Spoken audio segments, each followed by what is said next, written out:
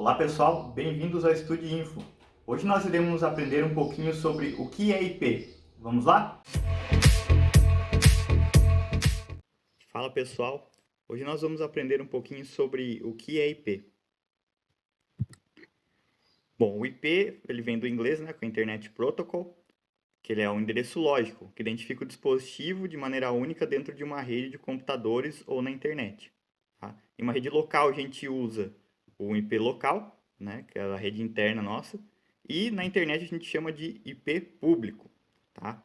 Então, são esses dois tipos de IP que a gente tem. O IP privado ou IP local, né, que vai delimitar um computador, um dispositivo dentro da minha rede local, e um IP público, que vai delimitar o endereço de um computador, de um dispositivo dentro da internet. Tá? Então, ó, a diferença dos dois, né, do IP local e do IP público. O IP local ele é utilizado de maneira interna, numa rede local, e ele identifica o dispositivo de maneira única, ou seja, não pode haver dois endereços iguais dentro da mesma rede. E o público é usado para identificar um dispositivo de maneira única na internet. Também não pode ter dois endereços iguais na internet. Por quê? O IP, como ele é identificador único, ele seria como, para nós aqui brasileiros, o nosso CPF, tá? Ou para um carro, uma placa de um carro, tá? Não pode ter dois iguais. Por que não pode ter dois iguais? Que o IP, ele vai delimitar principalmente, né, como ele identifica um computador, quando a gente está falando de internet ou de rede local, é aonde uma informação vai, né, aonde ela está e para onde ela vai.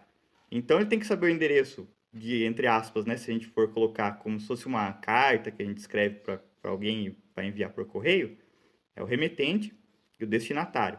Então tem que ter um IP do remetente e o IP do destinatário. Por isso que não pode ter dois iguais. Imagina um carteiro chega lá na rua, né? Ah, beleza, pode ter duas ruas com o mesmo nome? Pode. Pode ter dois CEPs iguais? Não, né? Imagina se, tipo, se pudesse. Aí o carteiro chega lá, tem uma casa na mesma rua com o mesmo número, né? Duas casas com o mesmo número. Ele vai fazer o quê? Ele vai entregar metade da correspondência em uma, metade da correspondência em outra?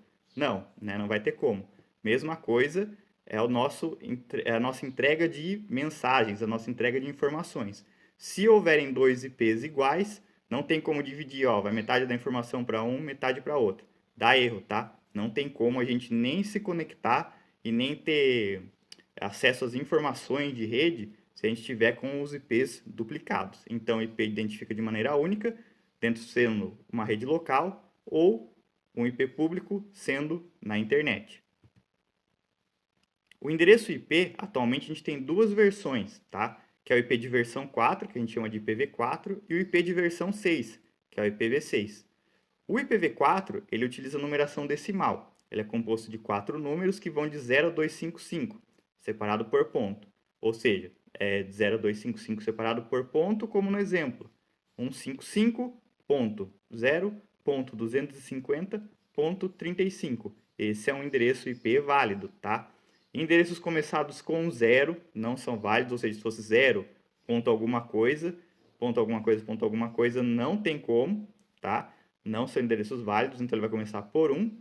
E endereços acabados com 0 e com 255, ou seja, que o último quadrante ali, né, depois do último ponto, vier 0 ou vier 255, também não são endereços válidos, são endereços internos usados para tarefas de rede.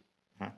Então, assim, com essa possibilidade, a gente tem aí cerca de 4,3, né, se a gente for aproximar, 4,3 bilhões de endereços que a gente pode utilizar numa rede local ou na internet, né? Se a gente for colocar na internet 4,3 bilhões de endereços, a gente vai fazer uma certa continha, né? Quantas pessoas tem no mundo hoje? Cerca de 7 bilhões, tá? Você acha que tem mais gente ou mais computador no mundo? Né? Mais dispositivos, se a gente for ver. Dispositivos que acessam, a gente vai ver, ó.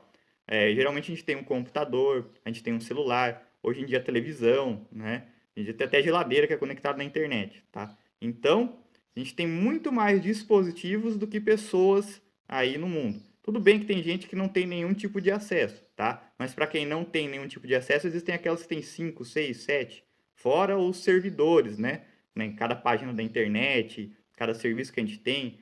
Então, a gente tem muito mais dispositivos do que pessoas.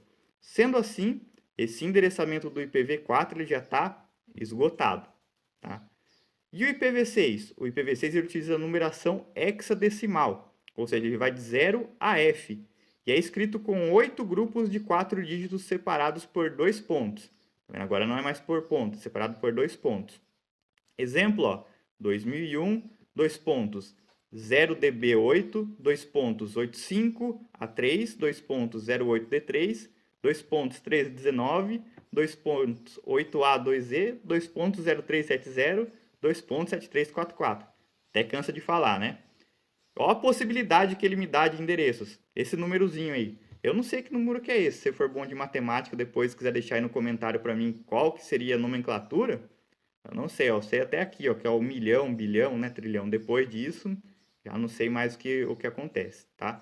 Então, ó, é um endereçamento extremamente grande, tá? Vai acabar? Não sei. Pode ser que acabe, pode ser que não. Acho que o cara que também, quando a gente foi implementar o IPv4, ele falou, 4,3 bilhões de dispositivos conectados ao mesmo tempo, impossível, né? Chegou aí o impossível dele, tá? Mas não vou falar que é impossível, mas provavelmente vai ser bem difícil de inspirar essa quantidade aí de endereços, né? Os endereços públicos, ó. Hoje em dia os endereços IPv4, como eu já falei, já estão esgotados na internet. Mas como que a gente ainda consegue utilizar esses IPs, né? É devido a algumas medidas paliativas que surgiram, como o uso de modem e roteador. Nossos computadores, né, que a gente tem nas nossas casas ou no nosso trabalho, a não ser que a gente use aquela conexão antiga, que é a conexão de escada, que a gente plugava o fio do telefone atrás do computador lá no modem, né? A não ser que a gente use essa conexão, acho que ninguém mais usa, né? A gente não possui esse endereço público, tá? Ou seja, a gente não possui um endereço real na internet, né?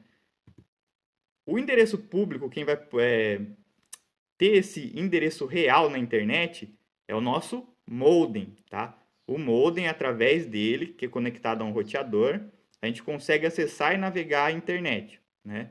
Independente do tipo de conexão que a gente usa, se é fibra ótica, se é cabo, se é uma conexão via rádio aí, tá? Todas elas utilizam um modem para conectar a gente na internet, certo? Se não tiver modem, não tem acesso à internet, tá? Então, ó, para ficar um pouquinho mais simples, né? Tem um desenho aqui que eu fiz para vocês. Então, ó, esse endereço público que a gente tem, né? Ele vai delimitar a minha identificação dentro da internet. A internet aqui representada pela nuvem, né? A gente tem um roteador e um modem também aqui representados e os computadores da minha rede local, tá? Pode ser computador, pode ser o smartphone, pode ser o tablet, tá? A televisão, tudo que está conectado aí no seu roteador, cada dispositivo tem o quê? Um endereço único, né? Porque senão não tem como eles se comunicarem. Então, ó, esse IP que a gente usa, entre aspas, atrás do roteador aqui, né? São todos IPs locais, eles não são rastreáveis dentro da internet. Quem que é o rastreável na internet? É o meu IP público, ou seja, aquele IP que vem depois do modem.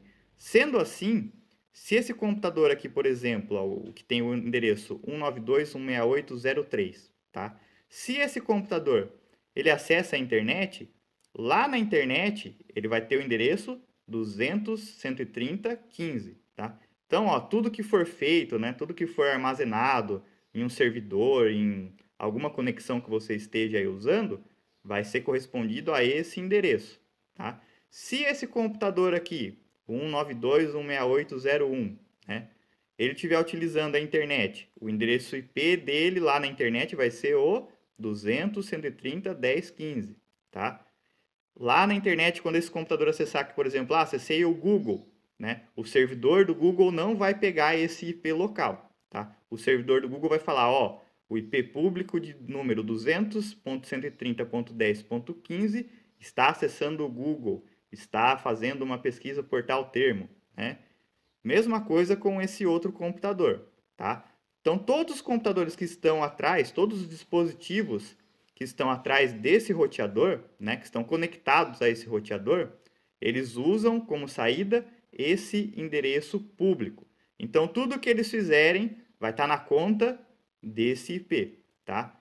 Por obrigação no Marco Civil da Internet, que foi feito aqui no Brasil, os servidores têm 6 meses para ficar com os dados, né? No mínimo, 6 meses para ficar com os dados de todas as informações que foram trafegadas pelo seu endereço, tá? Ou seja, para você lá assinar um provedor de internet, você vai ter que fornecer o seu nome, o seu RG, seu CPF, seu comprovante de residência. Não é simplesmente, tenho acesso à internet e pronto, né? Você vai ter que fornecer algumas informações para você conseguir contratar um servidor de acesso à internet. Tendo essas informações, você terá um usuário, né, cadastrado dentro desse servidor. Toda vez que esse usuário, né, ele vai estar conectado aqui no seu modem, esse usuário já vem embutido no seu modem, tá? Você não precisa mais colocar. Antigamente, quando a gente usava a internet de escada, a gente colocava nosso e-mail e nossa senha, né? Aqui não, ó. Ele já vai estar embutido lá na operadora. Toda vez que você fizer um acesso à internet, ou que algum desses dispositivos aqui que estão conectados ao roteador fizer acesso à internet, vai entre aspas, né? Quem que vai estar acessando a internet? É você. Você que fez o contrato, você que está lá no seu nome. Ou seja, qualquer problema que tiver, né, de alguma coisa indevida que esse endereço fez, quem vai responder vai ser você, tá? Vai ser o contratado aí. Então, muito cuidado com esse próximo aqui passo, né? Cuidado ao passar a senha do Wi-Fi para terceiros. Quando a gente faz isso, a gente está concedendo acesso à nossa conexão, que é a única dentro da internet. E tudo que essa pessoa fizer vai estar atrelado à minha conexão, logo ao meu usuário, logo quem vai ter algum problema se acontecer alguma coisa de errado, eu, tá? Então aí não é ficar passando a senha para todo mundo, certo? Se você gostou, acesse o meu Instagram, que é o Estudiinfo.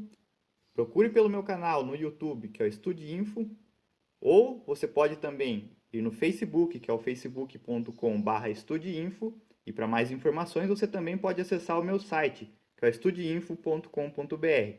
Até a próxima!